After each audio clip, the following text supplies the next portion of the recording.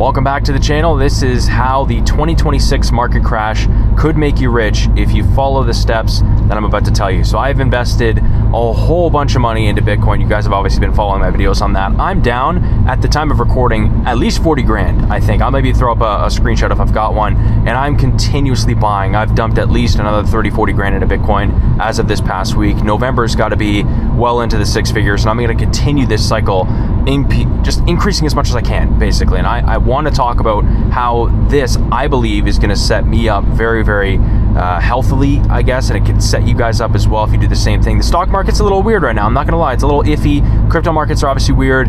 Everything, like we got Michael Burry, who is shorting AI like it's crazy, which is, fair enough. He's famous for shorting the housing market and subprime mortgages. We've got Buffett, who, funnily enough, bought a whole bunch of Google, but has stepped down from writing his shareholder letters, which is interesting. So I'm trying to weave through those signals as well. We've got a ton of tech layoffs happening, a ton of layoffs in general happening. So it's interesting to see how this plays out. And I guess the point of this message is, like, you're either going to be rich or you're going to be poor. I don't think in the next decade or so it's going to be a split between. But anyways, I just want to talk about first why crashes make people rich. When you obviously think, I thought in 2008 when I was younger, even like 18, 19, 20, I was like, I don't get it. Like, that just doesn't make any sense to me. When 99% of the world is struggling, how do certain people come out very, very wealthy on the other side? And it's just because, again, it's very simple math. You're able to buy assets at a 20, 30, sometimes 40, 50% discount if you do the following steps properly, if and only if you actually have the means to take advantage of it. It doesn't mean anything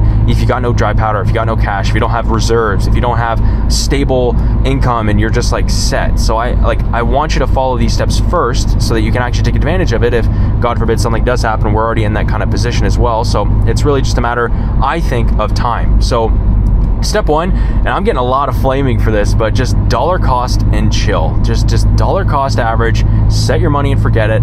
I have a buddy who's doing like $1,000 to $2,000 a day. That's an auto buy for Bitcoin, and he just backfills. He reverse engineers. He's like, because he makes good money, but he's like, I don't give a shit where that money comes from, how I have to get my hands on it. I figure out the rest later. He has this pressure on him all the time, and I'm tempted to do the same thing. I'm already buying a couple grand worth, whatever my exchanges allow me to buy every single day. In Canada, we have e-transfers, so it's a little bit different, but you can only e-transfer a certain amount. I'm thinking of just lump summing the whole thing and then just picking off that kind of daily buy strategy. It's very, very interesting. And a lot of people are like, well, like, why would you do this if you are calling this out? I had a comment yesterday. It's like, if you're calling this out, then why aren't you taking out the profits you already have, if any, and then getting in at a lower? It's like, dude, because I'm telling you what I think is going to happen is there's going to be some type of dip and some type of correction. Why would I try to time the market? I've done that a couple times, and there's never a perfect time to get back in. You are catching a falling knife. You are working against a strategy that is just so far ahead of you and putting so much force and pressure on you. So why not just stay the course, continue, especially if you're young. If you're near retirement, I saw a good comment that was actually solid. It's like, man, I'm really feeling for the people in retirement right now. Like, it's just so weird. If you have your money in even half an S&P fund, half your money in an S&P fund, it's kind of scary. It's a little weird looking. So that doesn't apply to hopefully my audience and most of you guys, but point is, like, you have to be careful, and dollar cost averaging is just a good, simple strategy. There's never going to be a perfect time to buy, to sell at the certain, low levels, high levels, medium levels. It doesn't matter. Just get your money in there. It builds discipline. It builds callous. It's just like going to the gym, right? You are forcing yourself that no matter what, because in 10 years, 5-10 years, it doesn't even matter. So a lot of people don't have a long enough time horizon, and that's how they end up broke. Or the people that try to square me on Bitcoin, I'm just literally asking them, it's like, awesome, man, thanks. Like, how much Bitcoin do you own? I'm just curious. And then never reply, right? Because in my opinion, a lot of people who must have time machines, because it's pretty crazy. They're like so specific on their dates, and they're like, it's gonna drop to this exact level by this exact date in July of 2026. I'm like, bro, can I borrow the time machine real quick? I gotta go do some things. Like, that'd be sick. Like, just hand that over for a quick sec. It's laughable, right? It's hilarious. So again, there's never gonna be a perfect time. I don't want you to catch a falling knife. And this goes into strategy number 2, which is a quick plug for the mentorship. Build a cash flow business. Build something, ideally online. I like online, but I know a ton of guys, buddies, who are doing landscaping, they're printing, who are doing not much car detailing anymore, but in the summer they were printing with car detailing. Snow removal here in Canada is massive. These types of businesses spit off a ton of cash. And if you build something on the side, it doesn't matter if it's a side hustle or just something to give you more income, that's going to be huge. And a business is the best part of that. So I've helped a ton of younger guys, mid to late 20s, that are still working the corporate 9-to-5, still beginners that are starting agencies and selling a skill as a service. You can be a beginner. You don't have to have a specific skill to learn, but if you're interested in that, you can apply below and I can have a more or less coaching call. That's my kind of Black Friday offer, is instead of it being just a firm roadmap call, seeing if you're a good fit, I'll give you just some free advice. I'll give you some pointers on, even if this thing, it doesn't work out. If your application checks out, we can do that. So apply below. But you got to build a cash flow business. And I like mine. I like that my bank processors, my employees, my contracts, every single thing is in my laptop. I can close it and take it anywhere in the world that I want and run my business from anywhere. This, even technically, this YouTube stuff, sort of like the car videos, honestly, I got to be here, or I could be in the States or whatnot, but in the BizPath stuff, I could pick up my microphone, which I literally did. I was doing a little bit of a road trip last week, and I did it, and it was really cool, and it was awesome. So you need to do the same thing. So I would start with sales, just if you want a real straight beginner level. You don't want to even have the business. Just get off a ton of cash flow through sales, high ticket, ideally. You could do web design, you could do SEO, you could do lead gen and appointment setting, which is what I do. Just figure out some type of skill to sell as a service to businesses. There is huge demand for this, especially right now. People need leads, people need appointments, people need some type of bookings, right? You got to be on top of that, and you can help businesses print a ton of cash this way.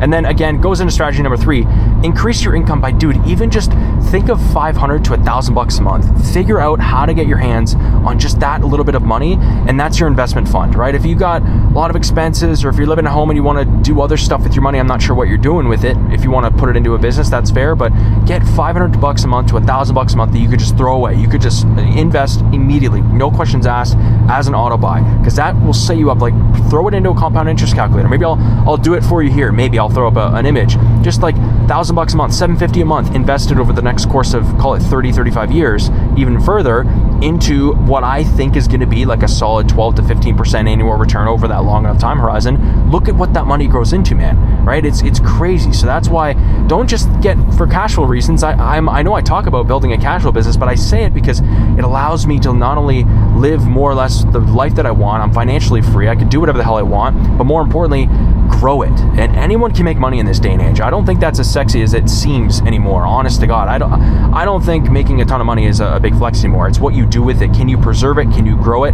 That is what's cool to me. That is what appeals to me with my net worth in this figure. Maybe in my 6-figure, net worth days, I was thinking differently, and I know I was. But once you get to $1 million or more, dude, like, the mindset shifts a little bit. It's like, how do I just continue growing this? Because this amount of money in and of itself can grow very, very nicely if you know what you're doing, right? So that's kind of that point, is just figure out how to get your hands on just a little bit of extra money. And then strategy 4, stay liquid, please. I'm not super against real estate. I kind of am. I really prefer stocks and Bitcoin right now, but keep your money dry, keep your money on hand. Don't get it sunk into a car, into a watch, into, I got this beautiful, in my opinion, Casio, $29 Canadian, guys. And I think it's even cheaper right now if you want to go snag one for Black Friday. I fucking love this thing. I turned down a Rolex Submariner so I could put that extra money in Bitcoin this summer and just buy this nice thing. And I get so many compliments on this damn watch. People think it's so much more expensive than it is. And it's just a freaking Casio, right? It's a cool watch. Casio, I don't care. I'm not a watch nerd. Sue me. But anyways, it's just something to think about, and it's something that I think is really cool. And just staying liquid, being able to see my net worth on that screen, whether it's going up and down, doesn't really matter, but just being able to see everything there and have full control. There's just some peace of mind that comes with that. I promise you. You guys probably know this if you're investing the same way that I am, or if you're holding your cash the same way that I am. So continue to do that. Most of you probably already are, but just be liquid, okay? Don't get distracted. 5, hopefully this goes without saying, this is the final strategy, if you will.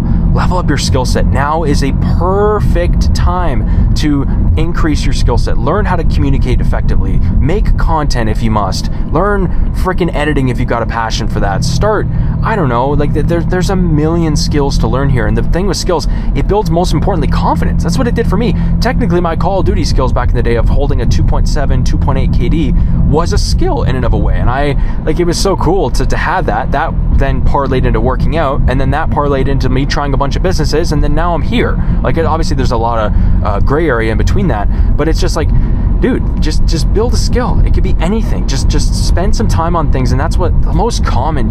I think it's stupid. I know it's not their fault, but the stupidest question I get is like, how do I learn? Like, I'm not an expert. Like, what if I even sell this client? They say yes, and I can't figure it out. It's like, dude, every world-class copywriter, marketer, salesperson, where do you think they all fucking started? That is one thing that cannot be inherited, right? It could be taught, but you still have to learn it. Even if your dad is a CEO of a Fortune 500 company, you still have to learn that yourself, right? Through your own mind, through your own brain, right? Like, you're not gonna just be born some expert. Now, yes, some people have it naturally. I would say I'm very introverted naturally, but I feel like I'm witty. I can speak to a 29-year-old couple and in the same sentence speak to a 90-year-old senior very, very quickly. Like, I can just pick up conversation, and that's just being naturally witty. That's why I like studying comedians, because they are so fucking good at it. It freaks me out a little bit. It's like, is this guy even real? Like, they're so good. They're so quick and witty, and that is a skill, as silly as it sounds, because that can go into so many types of different businesses, right? So